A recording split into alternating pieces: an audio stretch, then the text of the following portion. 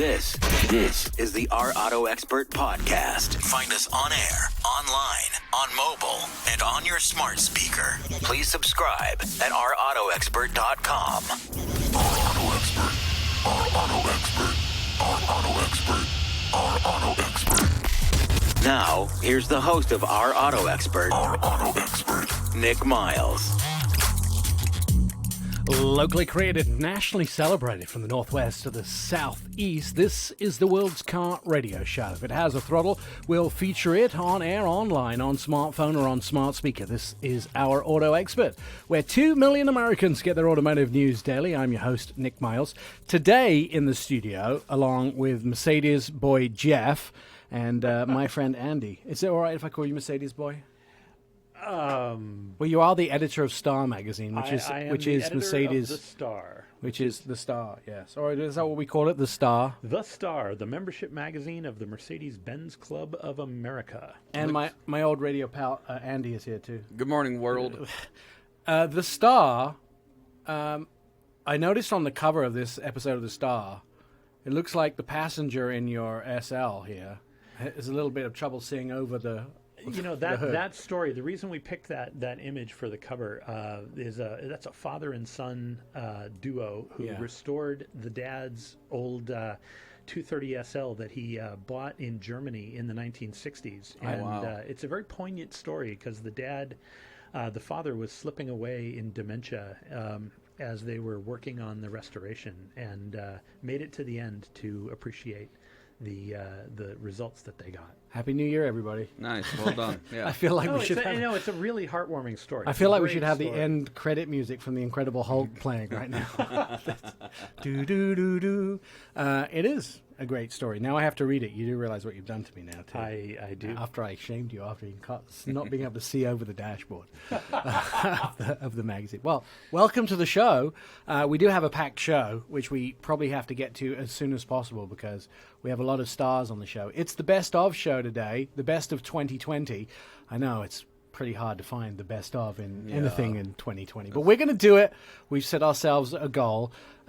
Jeff plays an important part in the best of show, and we're going to talk about some of the best vehicles, the best green cars of 2020. Jeff's going to tell us about the best family vehicles. We're going to look at the best trucks. Sean Holman joining us to talk about the best trucks. If you don't know Sean, he is from the Motor Trend Group. He is a truck and off-road guy, very famous. You've seen him on YouTube and all the truck magazines. Mike Caudill is going to talk about the best muscle cars of 2020. John Vincent from U.S. News and World Report joining us to give us the scoop on the best SUVs. Perry Stern on the best exclusive, I would say top-end vehicles. Anton Wahlman will be here, and Brian Armstead is going to tell us, from Roadfly, is going to tell us about the best luxury cars.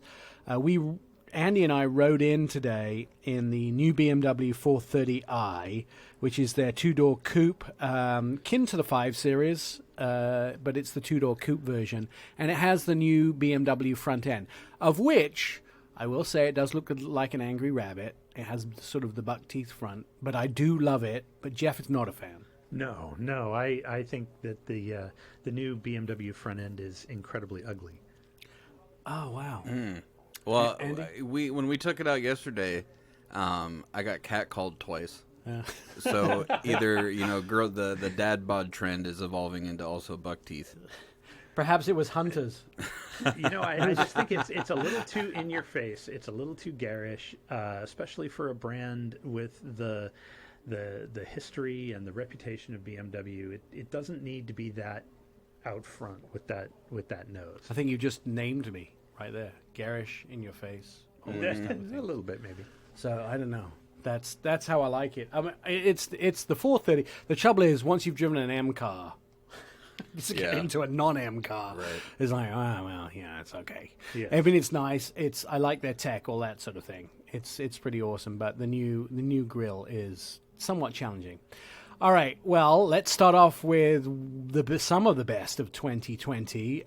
Joining us via telephone is Bengt Halvoson. Bengt, of course, is the big cheese over at I guess, Bengt, would you call yours the premium green car website? Are you the number one green car website in the country?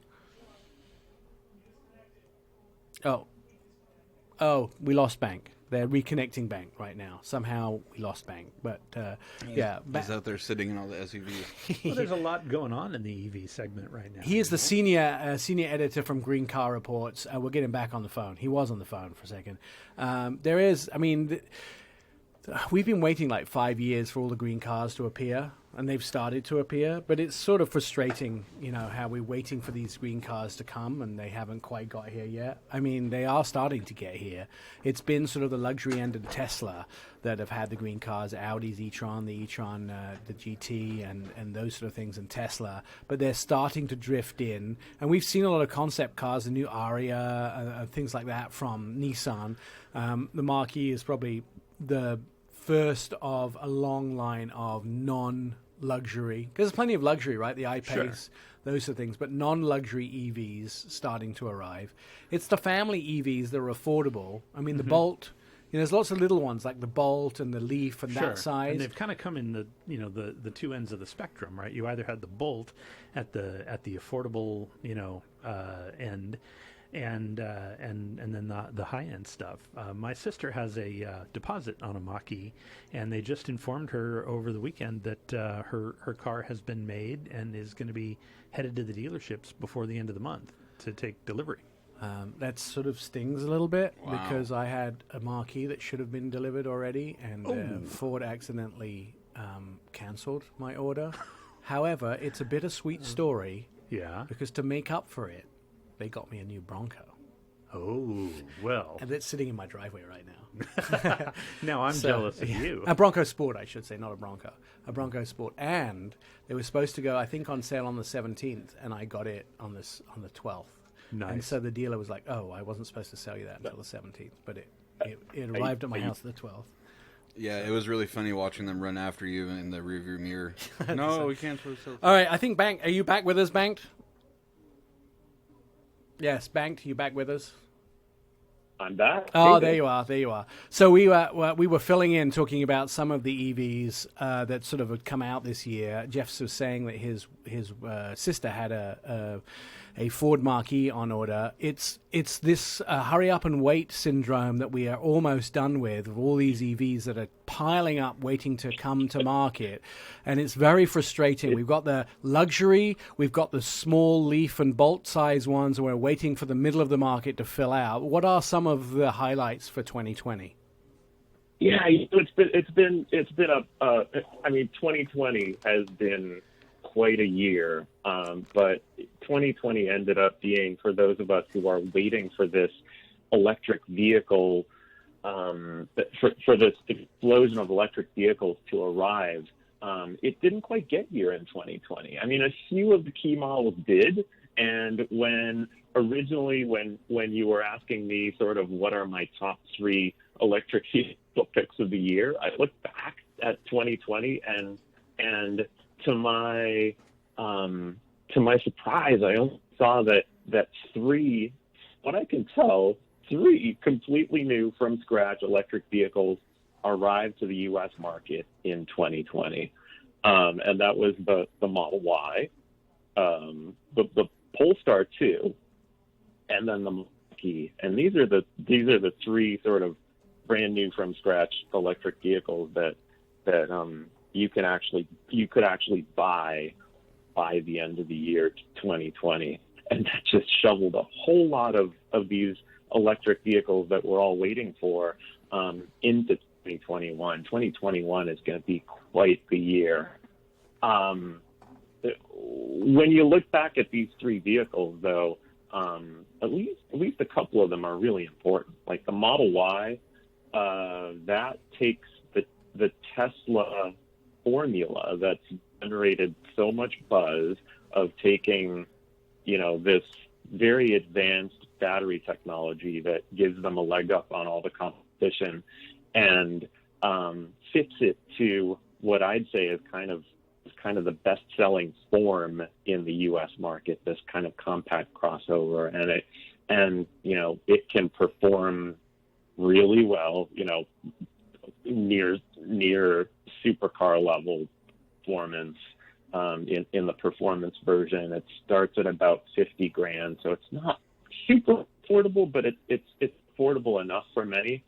Right. And when you look at things like the Model E and the Mark E, that's probably the one that's most affordable out of these. That's right. Considering that there's this federal tax credit that still applies. I think it pushes it down to 43,000. I think if you apply that, something like that. Yeah, and we don't know what's going to happen in the new year. Some of it depends on elections yet this month, but the federal tax credit might be renewed or extended for the companies that have already exhausted their tax credits. So Tesla and GM might go back to being able to offer the tax credit, and that would make the competition tighter again. But for now, Ford is offering one of the best electric car deals out there in the Mach-E. I just looked it up. Bengt is actually 43 minus the tax credit. So the cheapest Mach-E you can buy, I think, is 43. It brings it down to 36, which is actually very reasonable for. That's right, Mach-E. and I haven't yet driven the rear-wheel drive, and I've heard from colleagues who have that the rear-wheel drive might be the better performing of the two, or might be I should say the more fun to drive of the two. I actually did get a chance to drive all of them in LA, and it was quite astounding that they all perform pretty well. Bengt, I really want to have you back on to talk more about because we've held up 2020 with all these electric cars that haven't come out, and I want to get you back on to talk about electric cars of the future that have been held up and will be coming next year as well, because there is a lot of them. Bengt is the senior editor at Green Car Reports. Read his stuff; it's really, really good. We'll be back. Jeff will tell us about his best vehicle. You're listening to Our Auto Expert. Catch up with previous episodes of the show. Our website is ourautoexpert.com. You can hear all past shows, see automotive videos, and read insider car stories about your next ride. Our Auto Expert is where 2 million Americans get their automotive news daily. You'll find it all at ourautoexpert.com.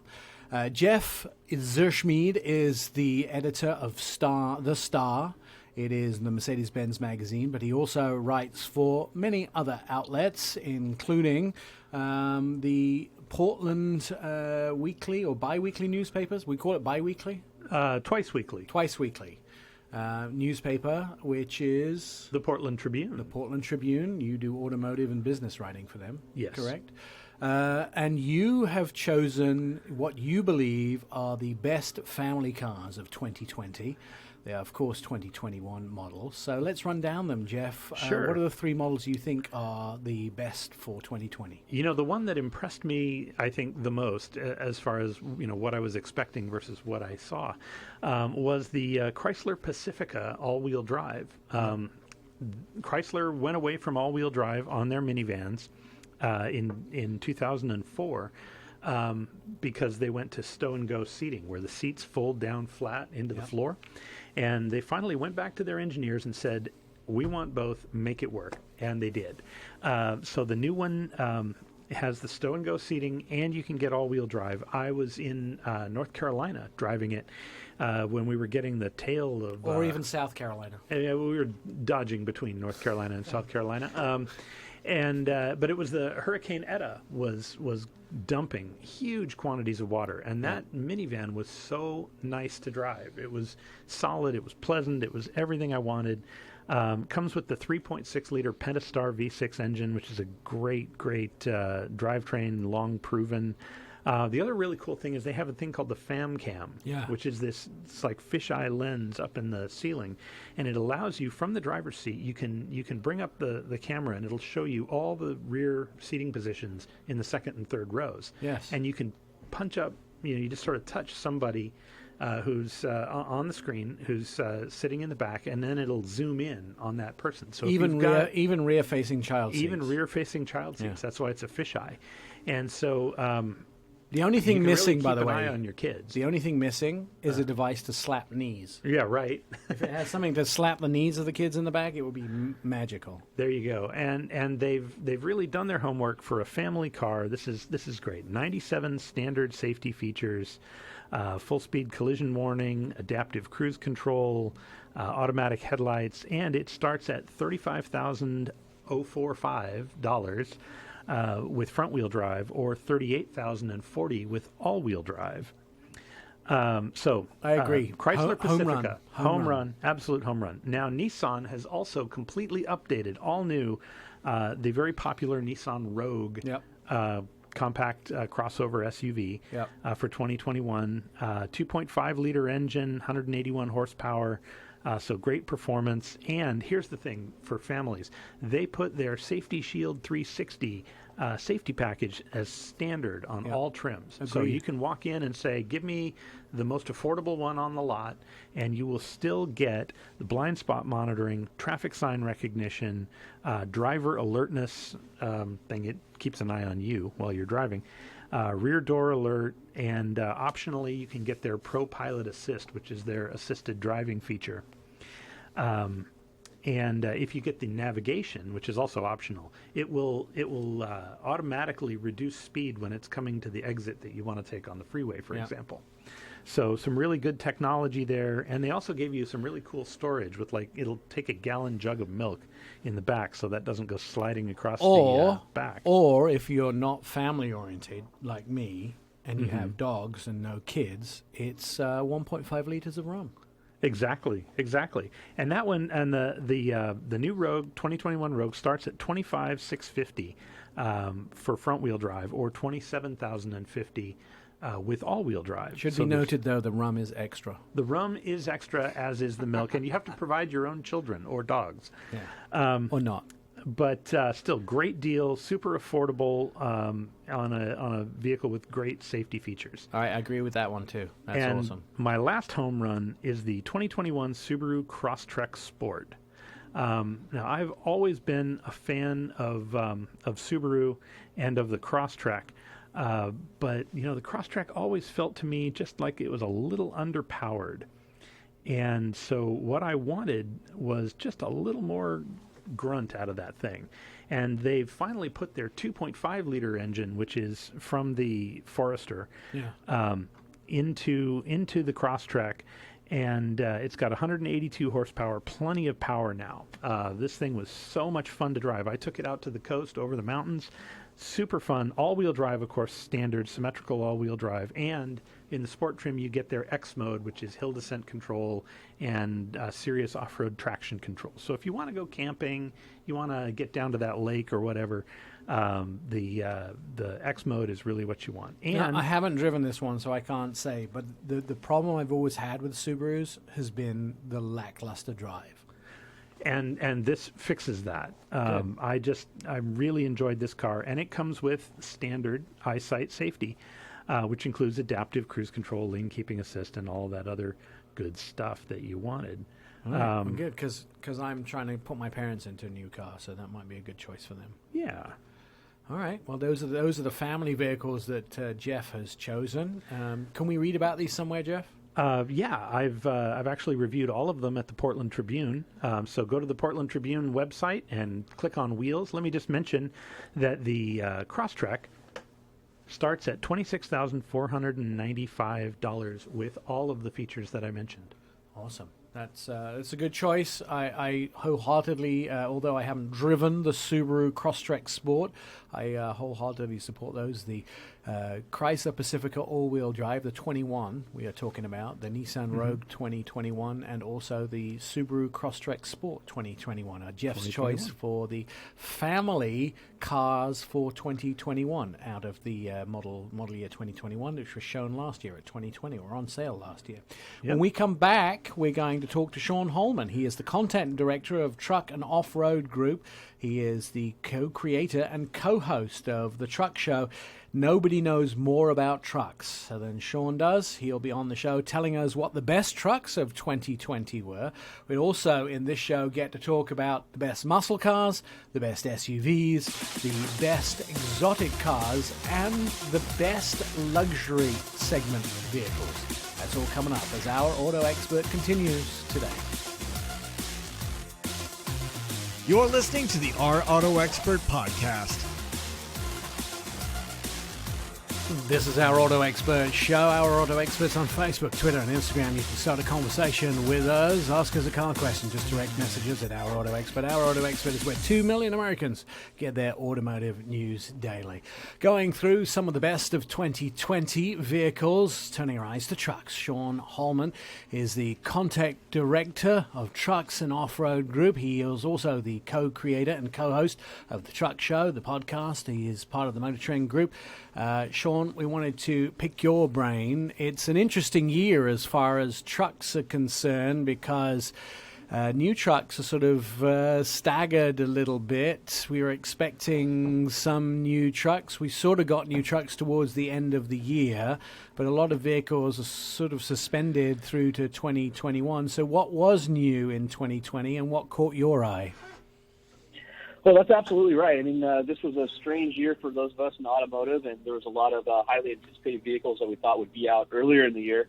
But by no means was there a desert of trucks. The Nissan Titan, which I still think is the most underrated half-ton truck on the market, was redesigned for 20. Beautiful new interior, 9-inch screen, still has the best warranty in the business. And I think that is one of those trucks that if you're in the market, you should have it on your list.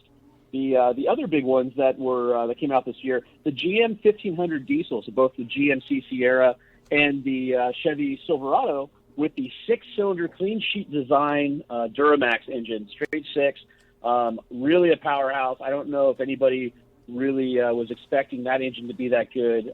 Fully modern, super powerful and smooth, the perfect match for the half-ton market. Let's jump back. Let's just jump back to the Nissan for a second. So sure.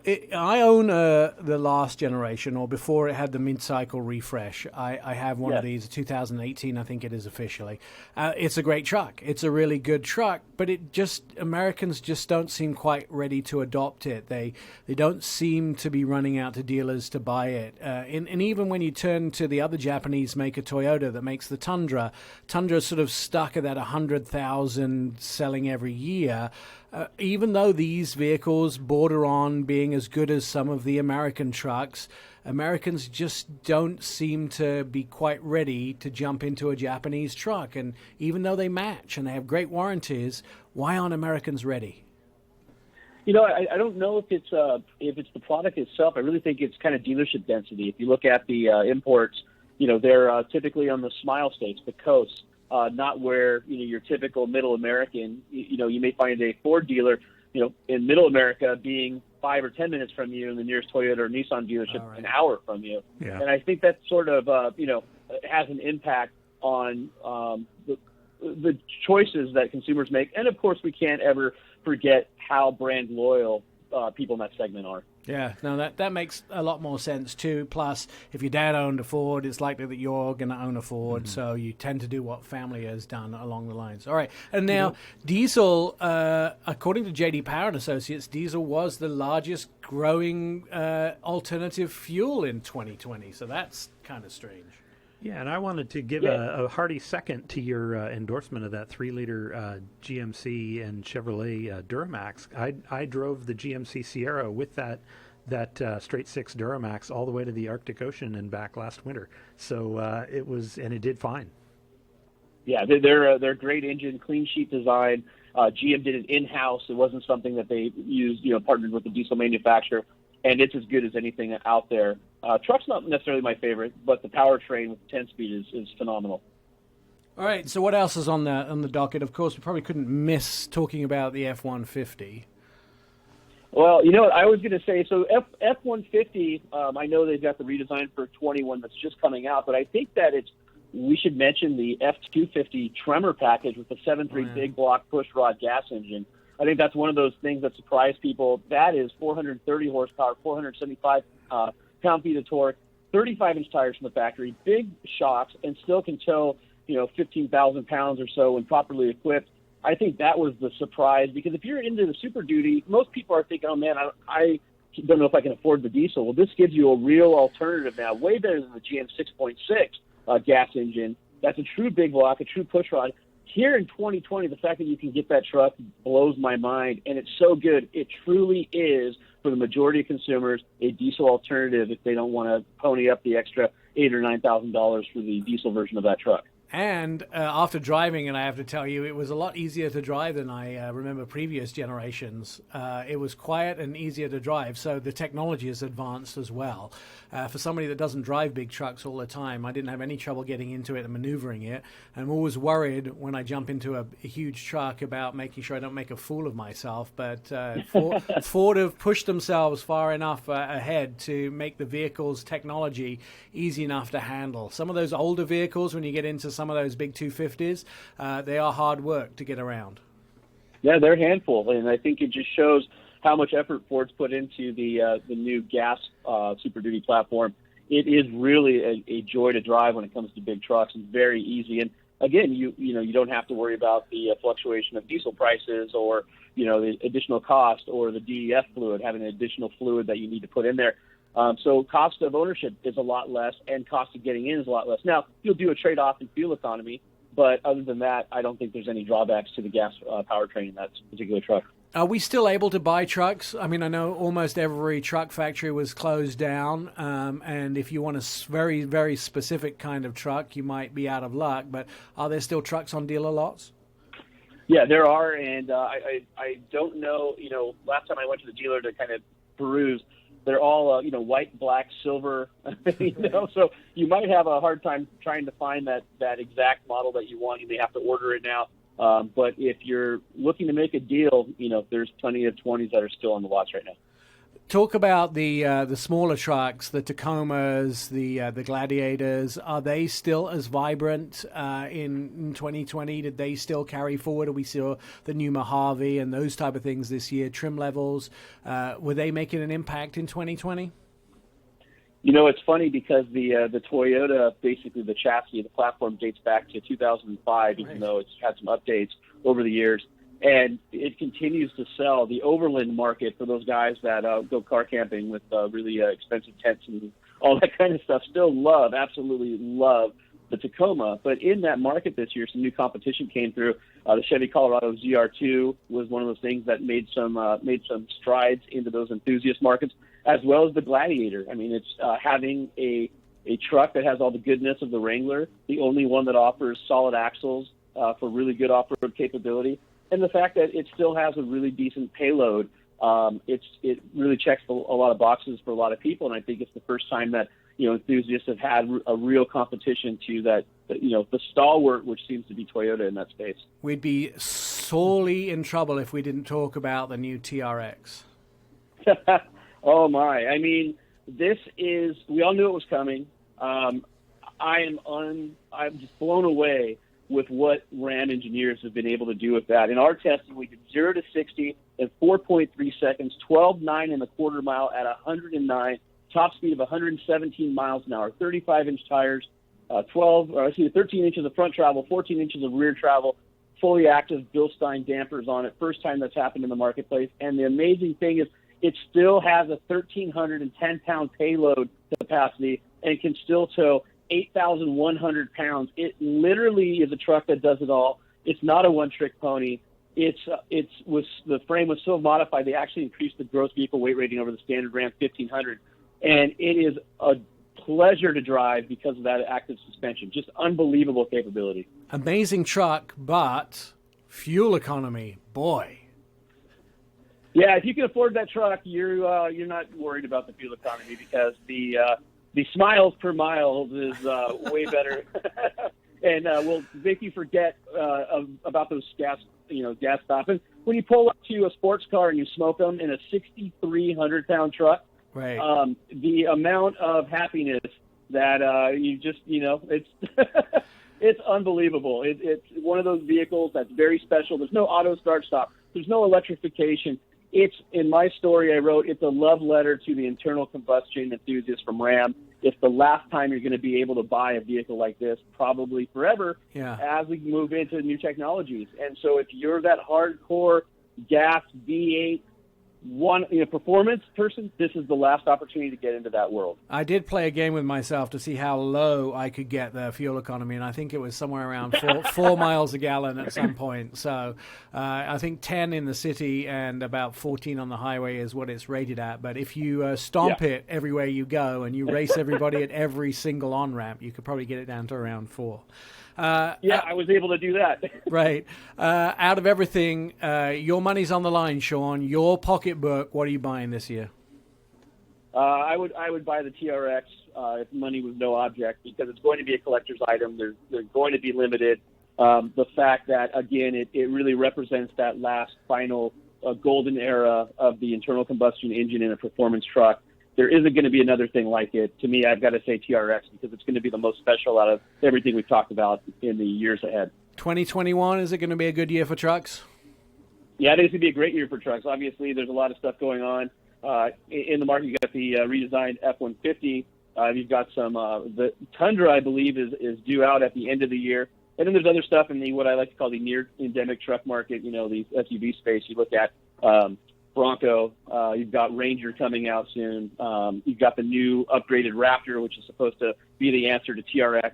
So there's a lot of interesting things coming in 21. I think as the year progresses and we get caught up, I think we're going to see some pretty amazing vehicles out there. Sean Holman, we'll have to have you back to talk about some of the new trucks that'll hit the market in 2021. I will say that I have my Bronco Sport in my driveway. I paid cash for it, and it was probably the best decision I made in 2020.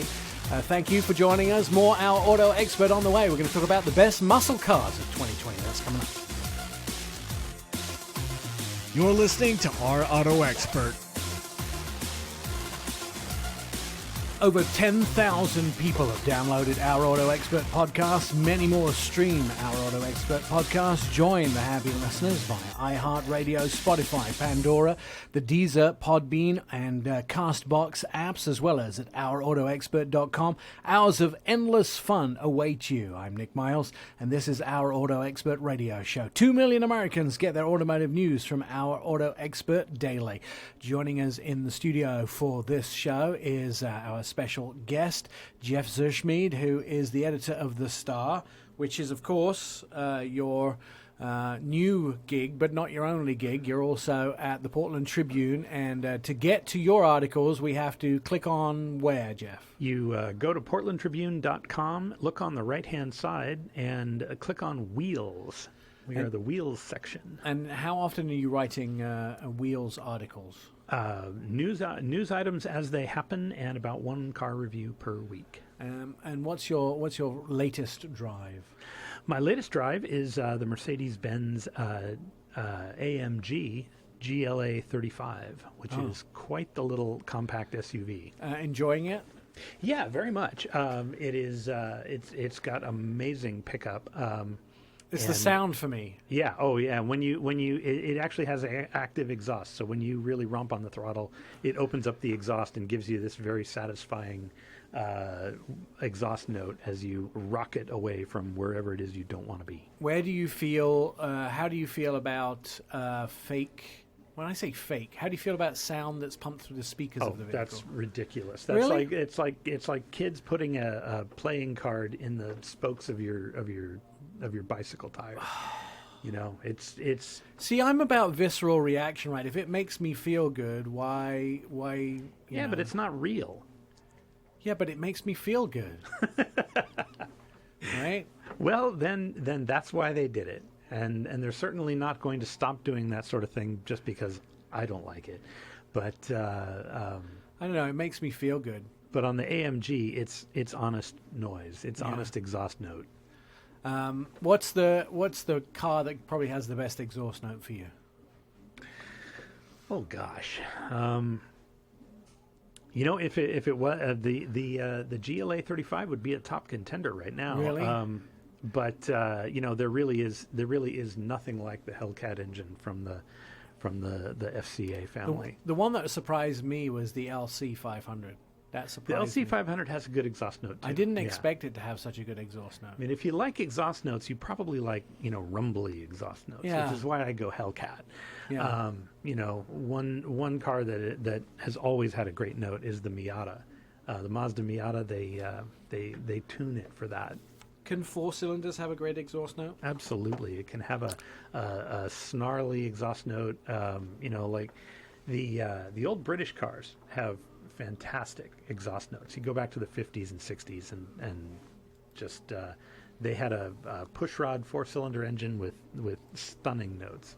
It's interesting because I can't remember what any of my old British cars sounded like. I know that's sad. Well, today they would sound like they weren't running especially well. I mean, even back then, I'm not sure they were running pretty well. New cars now, they run so smoothly, and you get such a nice smooth note, and there's no rasp to it, or what we would call the cam noise that you used to get. I think there's something about starting up a car. I had a Hellcat in San Diego about 2 Christmases ago, and we had it down by the beach. And what we did was we parked it outside a restaurant across the other side of the square. And we were sitting in the restaurant on the second floor eating breakfast, and we'd watch people walk past the car. This is when, soon after they came out.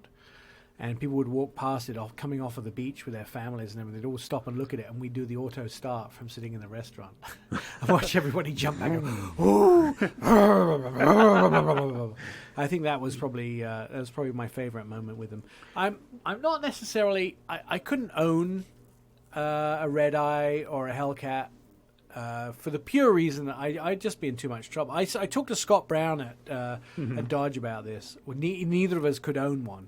Because we'd just be in too much trouble. I mean, I would just genuinely be in too much trouble. It would have a lot of potential for that, but I think the cure for that one might be the Durango Hellcat. I love the way that they're putting the Hellcat engine around the product. Even family. an SUV with 700 horsepower, I'd be in too much trouble. Even if I had a GL, an AMG GLS 63.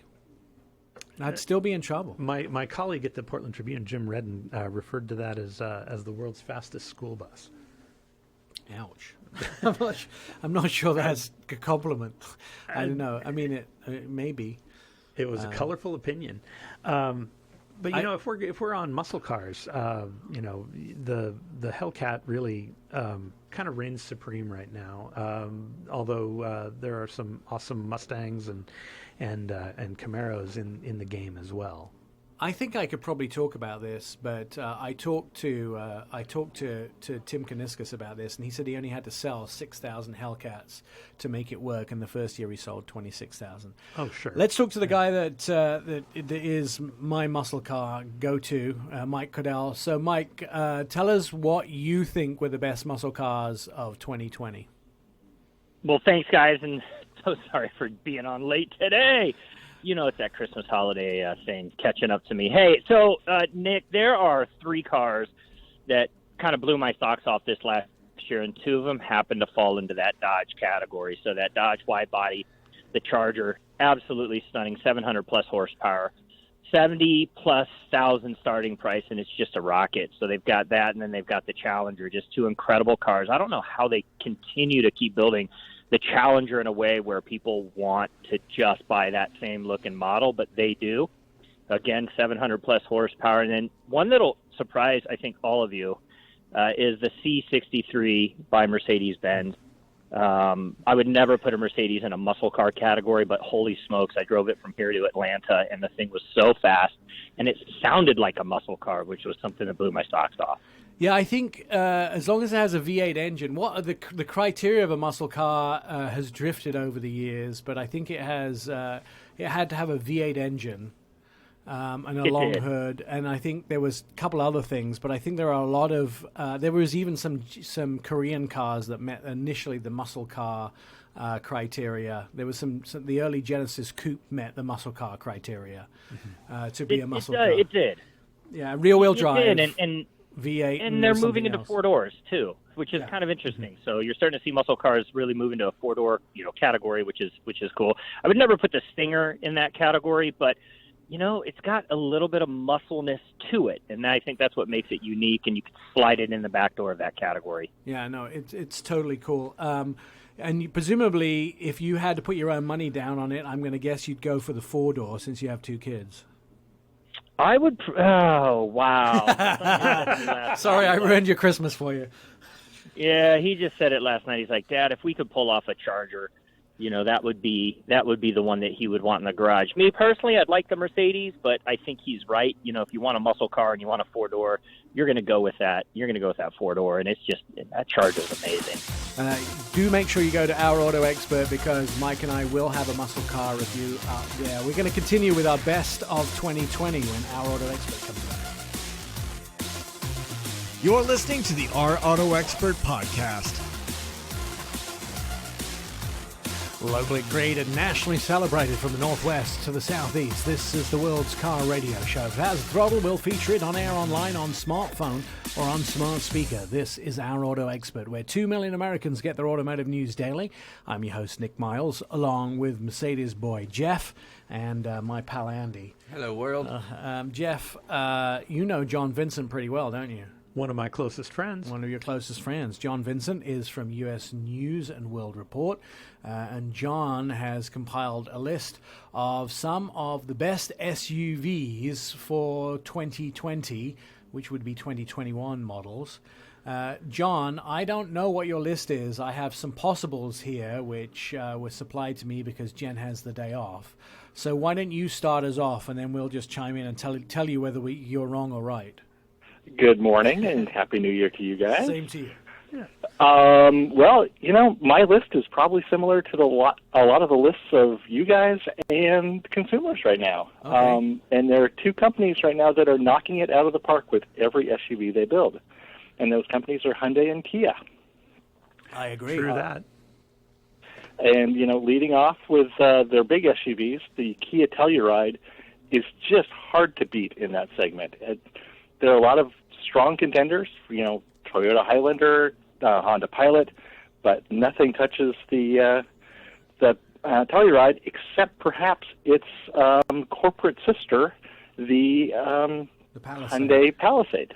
Do you know what they call the Telluride inside Kia?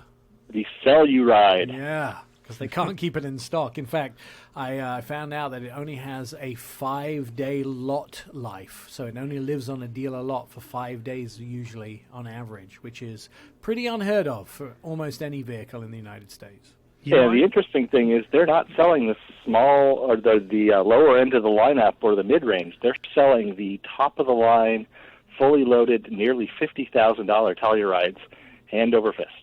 Well, they're great. I went to the Texas Motor Press Association off-road event, and they had a Telluride, and they're like, "Yeah, take it off-road." And I was like, "Seriously? One of these sort of shopping mall wagons?" And the thing performed. It was really stunning, and it was comfortable, and yeah, it ticks all the boxes. It used to start at about $30,000, and I think I noticed this year it's crept up to like 34 or something. They put the starting price up a little bit. Yep. So at the opposite end of their lineups, you have 2 other vehicles. You have the Kia Seltos, the subcompact, and the Hyundai Kona, which are both fantastic vehicles in those segments. Yeah. 2 vehicles that are tough to beat. They come with the same 10-year, 100,000-mile powertrain warranties. Great vehicles. Do you think that the Telluride is going to change? I mean, it's been out for 2 years, but do you think it's going to change how other automakers approach the segment? I think that the Telluride was late enough to that market that they looked at what mistakes other automakers were making and did not make the same mistakes. They were able to bring it in and provide more content at the same price than any other automaker. It's interesting to note something like the Ford Explorer, which was king of that segment for such a long time, for so many years, and it was one of the first vehicles in that segment. But Ford really, really hurt themselves with this latest version. The vehicle itself is solid, it's well done, it's just a good vehicle, but Ford had some big fumbles. I mean, in 2020, it was the most recalled vehicle of 2020. It has multiple recalls in it. They had some major fumbles at launch, having to send it back to Michigan from the factory in Chicago to have it retooled, the software redone. I mean, they had some real problems with it, and it shows how you can lose your place at the top very quickly by some very, very easy mistakes. It's interesting that 10 years ago, had you asked a consumer what mid-size SUVs are out there that they should look at, the Explorer would have been at the top of the list. And now, for most consumers, it doesn't even make the list. Right. Mm-hmm. Yeah. Yeah, it absolutely. Is there anything outside of the Korean brands that is notable? The new Toyota RAV4 Prime. It's a plug-in hybrid vehicle that is the second most powerful, the second quickest vehicle in the Toyota lineup behind the Supra. It's not the eco-green machine you think it is. It's a very powerful, compact SUV that will knock the socks off you when you hit the accelerator. However, there is two notable problems with it, I think. First of all, it's made in Japan, which means that production is limited. And I think second of all is production is limited because I have a friend in Texas that wanted one, and basically we had to help him get one by having the most senior person at Toyota that I know had to second it on a ship. And then when it got to the port in L.A., had to basically have it shipped directly to my friend who lives in Texas.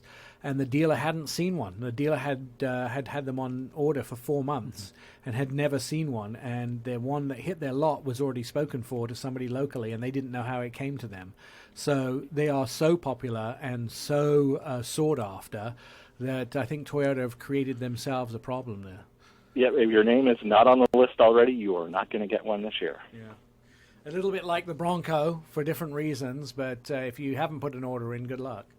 Yep, and that's another area where we're seeing a lot of movement in the SUV market is the forthcoming Bronco and a new Jeep Wrangler with a V8. Muscle cars in the off-road segment. It's a pretty interesting place to be right now. Well, like that Durango Hellcat, too. Absolutely.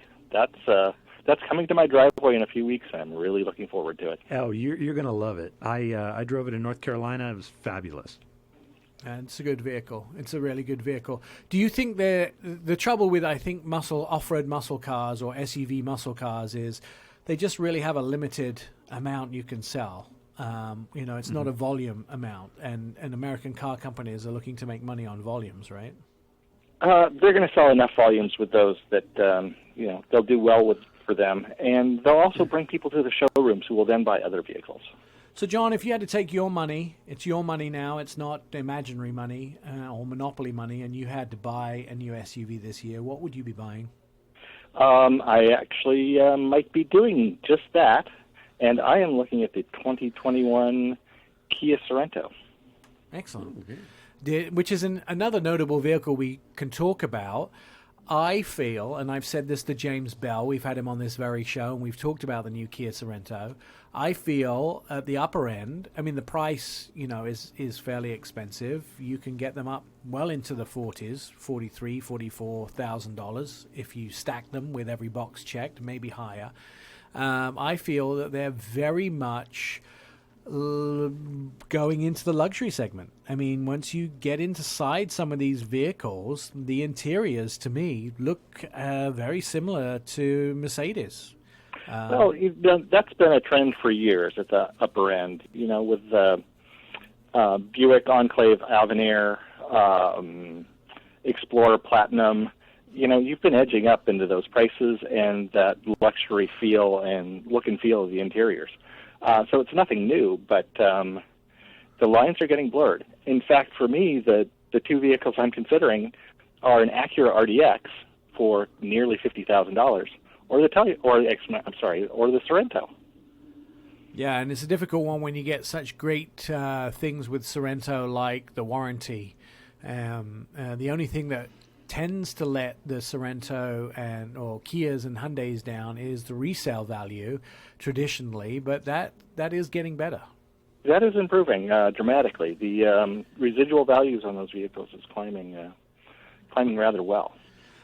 What's big from the Americans this year? Anything, or was it basically a flat year from the Americans?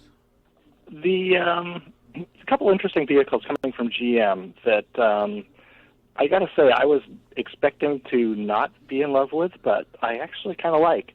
The Encore GX and the new Chevy Trailblazer. Yeah. Little tiny 3-cylinder engines that have a lot of gusto for being tiny.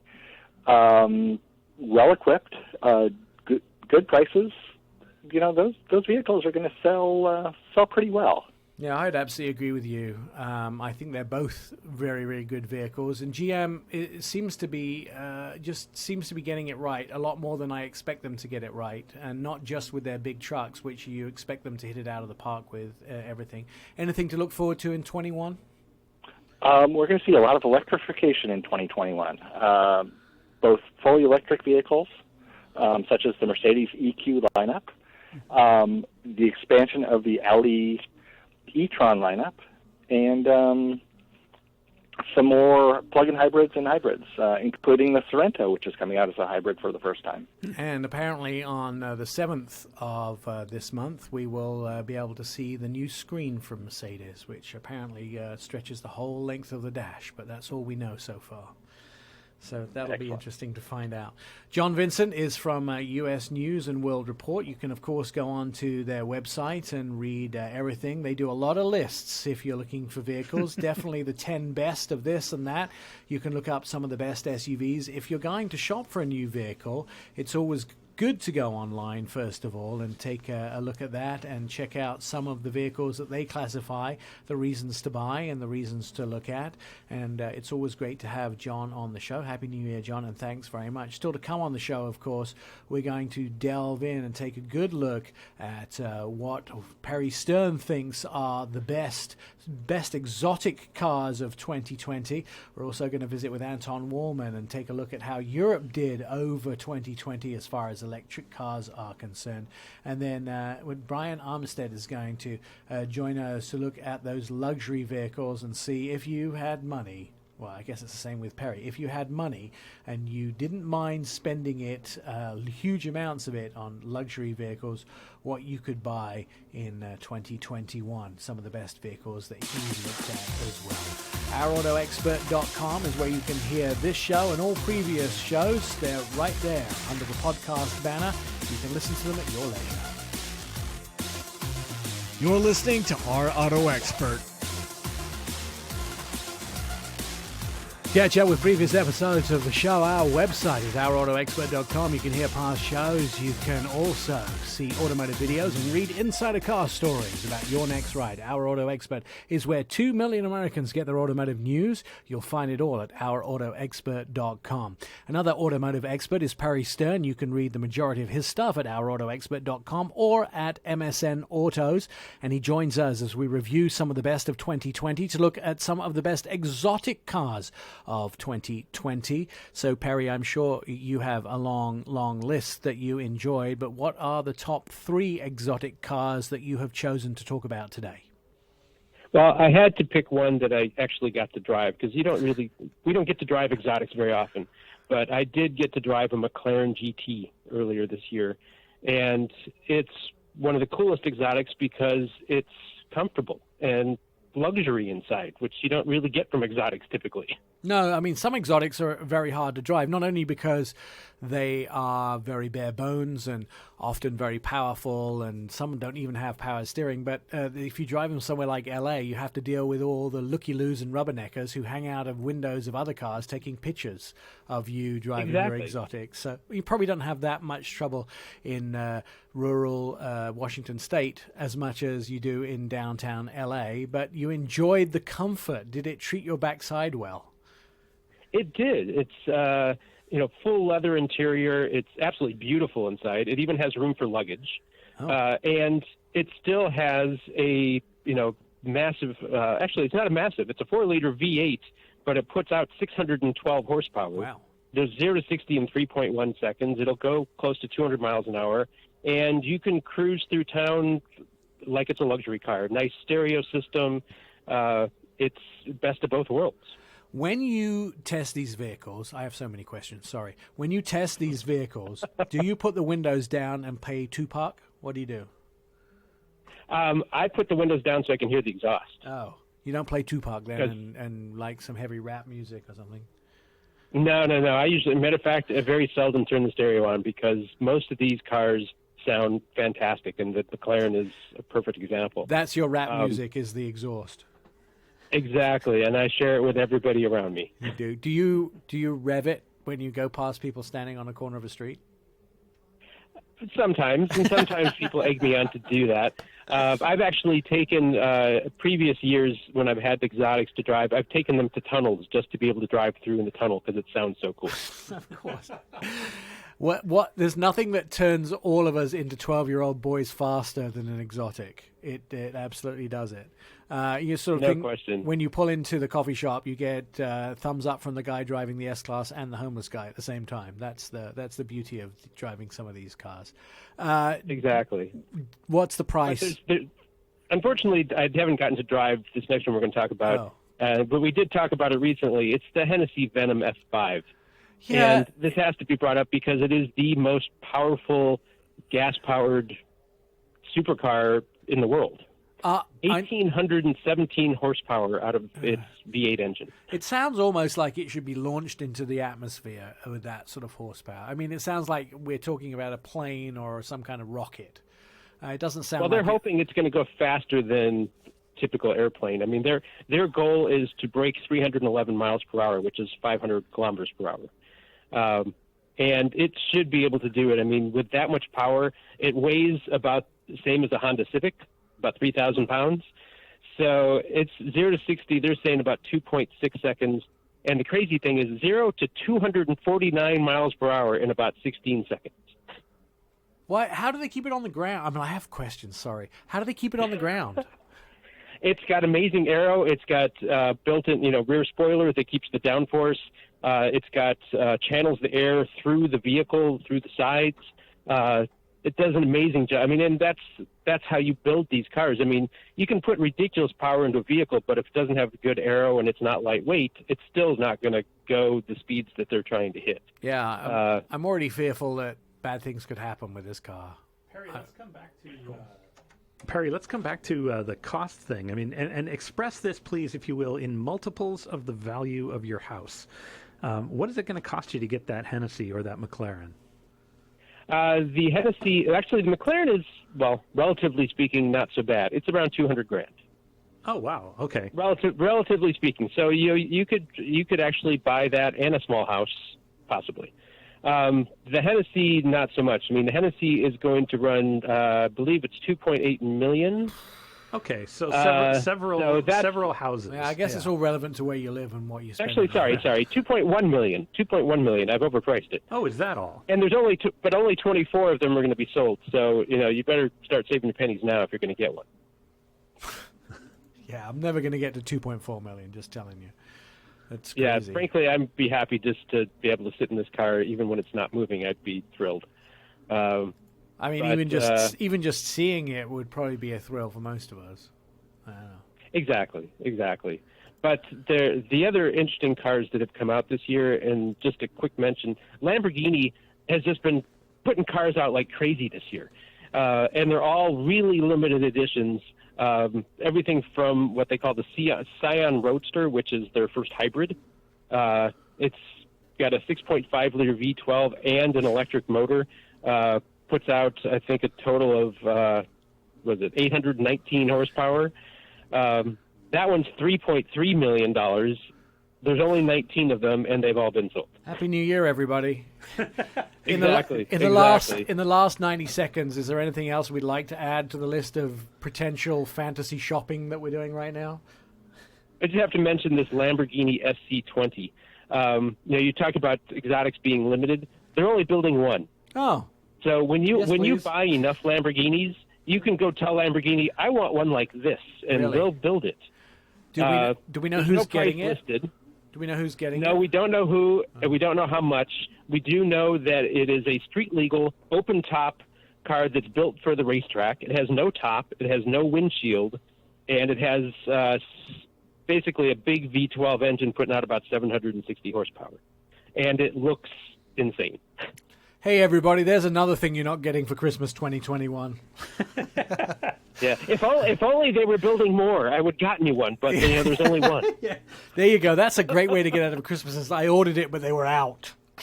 Yeah, exactly. In fact, I'm going to go fresh out of new Lamborghinis for you. I'm going to go onto the website and order it right now. Perry Stern, you can read the majority of his stuff at ourautoexpert.com and MSN Autos. He is a great guy and has absolutely great choice in taste in cars. More Our Auto Expert is on the way. You're listening to the Our Auto Expert podcast.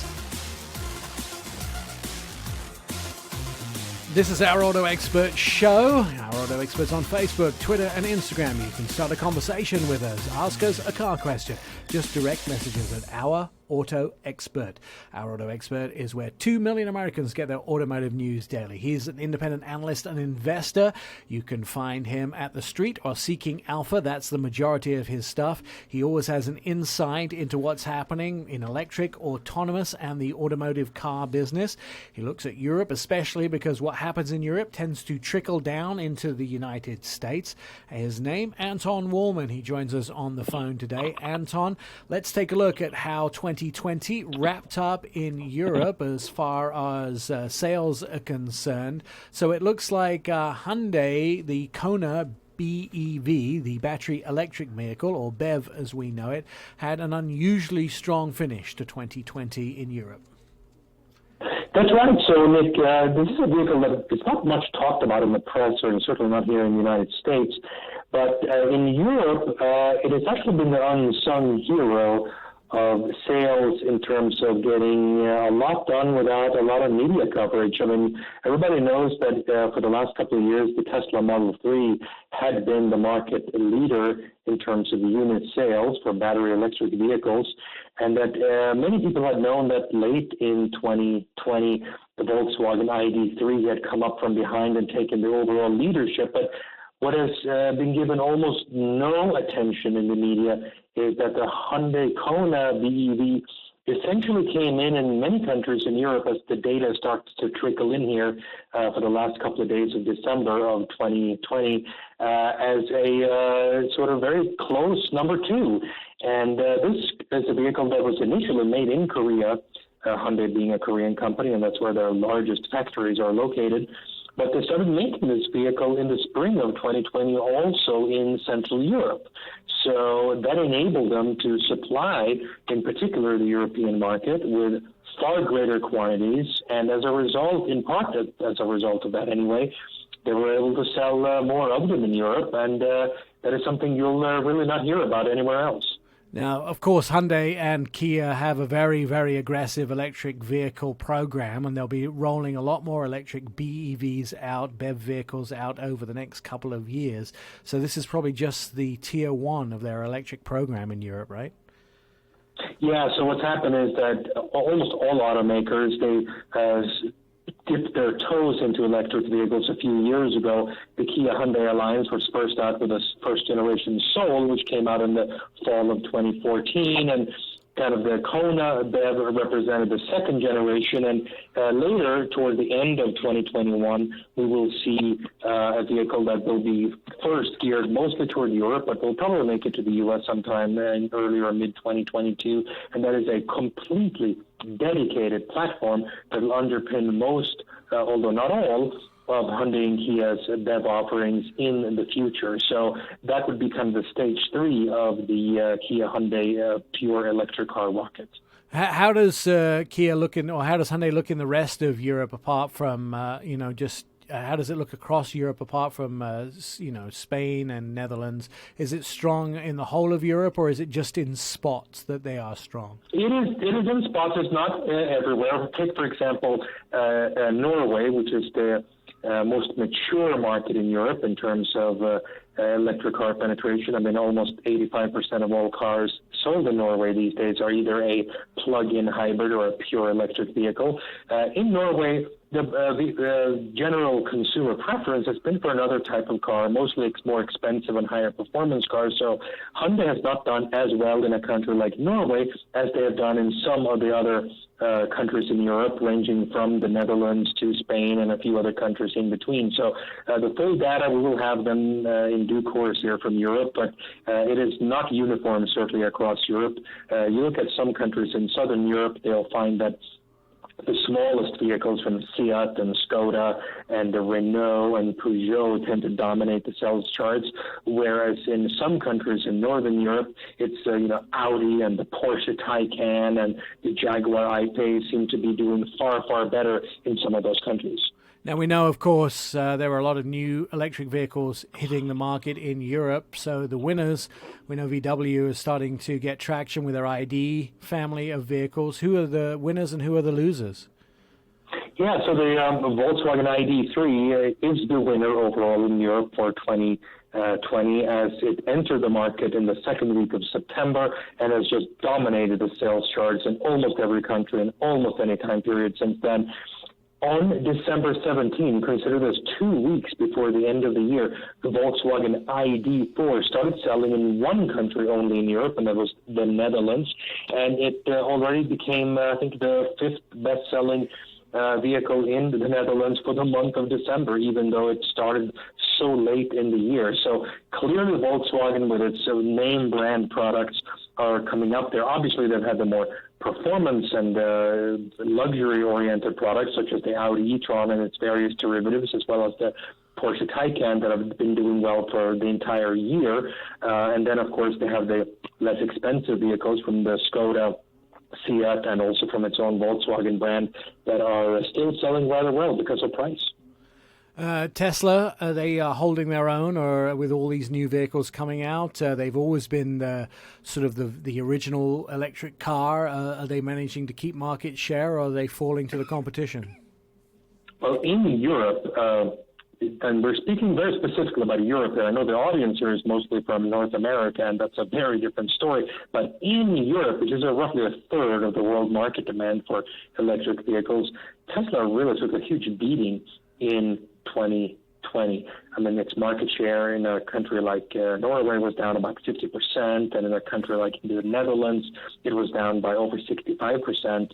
So these are the absolute level of sales. So keep in mind, these are markets where electric car sales have been growing typically close to 200%.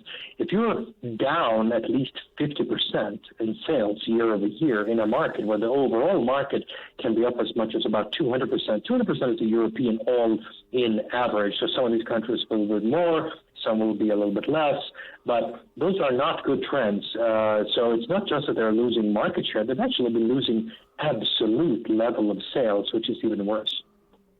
Let's talk about what's going on as far as the future in Europe. The next year, 2021, is expected to see more electric vehicles go on sale. Of course, the ID4 will get a bigger foothold. It'll be on sale for a whole year coming for 2021.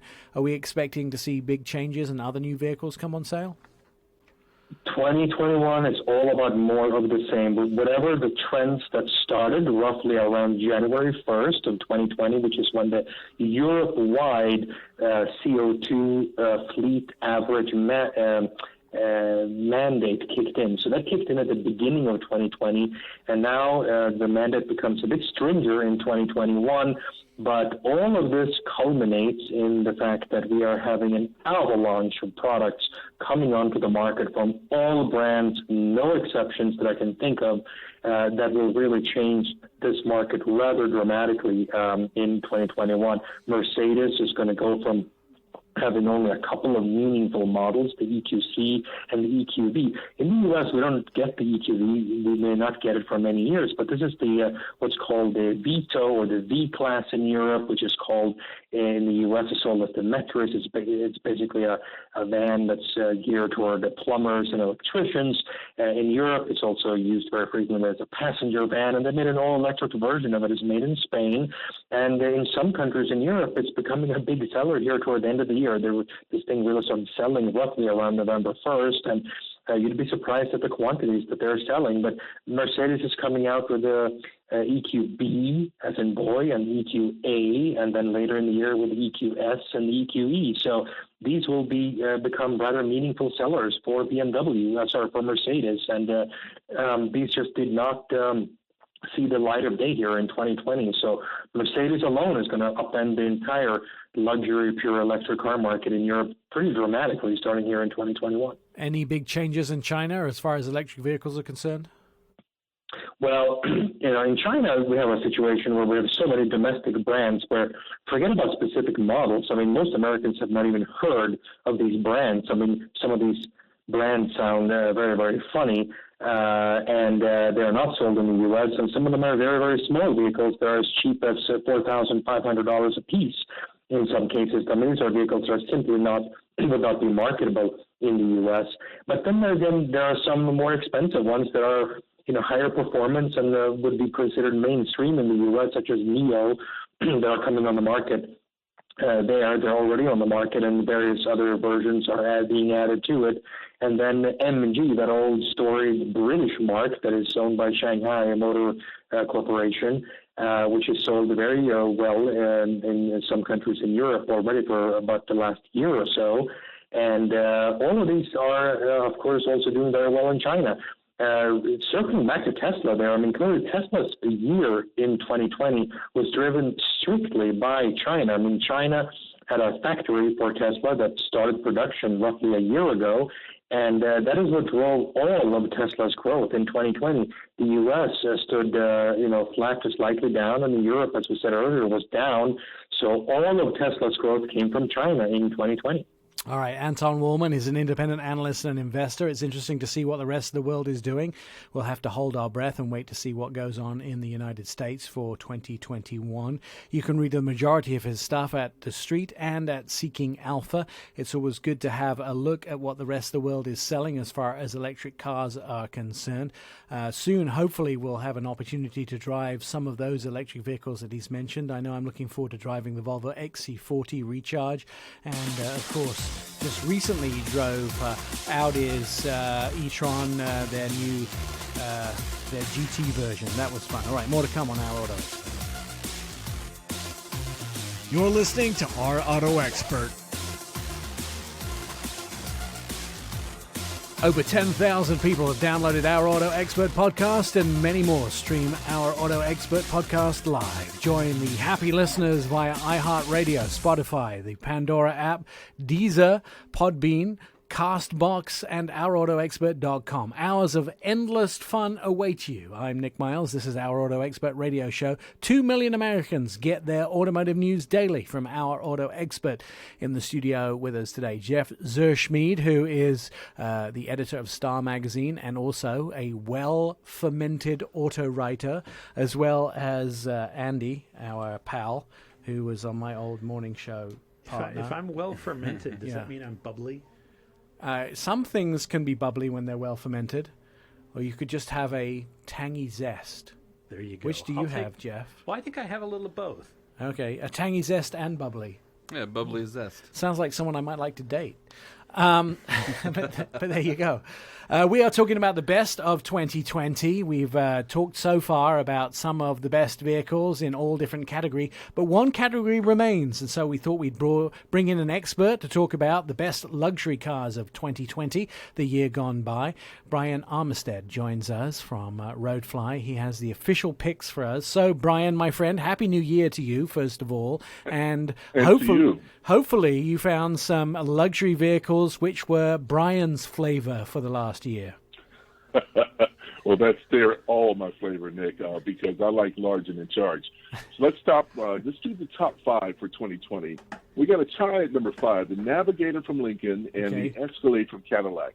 Large is still king, so they provide acres of interior room, all of the luxury accoutrements that you would come to expect.